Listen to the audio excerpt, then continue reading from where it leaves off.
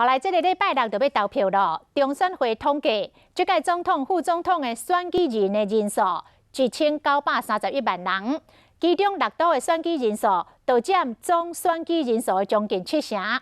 若是以年龄层的分布来看，是40岁到49岁上多，有将近375万人。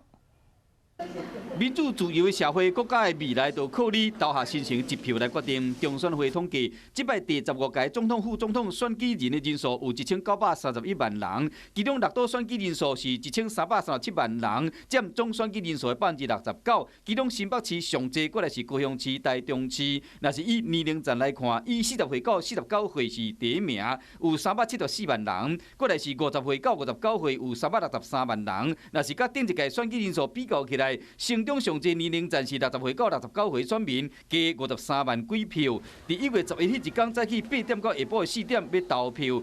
投票要找3项物件：身份证、影仔、甲投票通知单。选票顶面袂使改、袂使签名，当手印也是选2组以上，拢被当作无效票。手机啊嘛袂使扎入投票所。另外，选举期间真正的候选人的外套。 包括韩国瑜的更 TH 飞行外套，也有民进党的户口保台飞行外套，这拢代表候选人竞选的衫裤。所以讲投票迄一天拢袂使穿。以上几点拢要特别注意，唔通互手中的选票变成废票。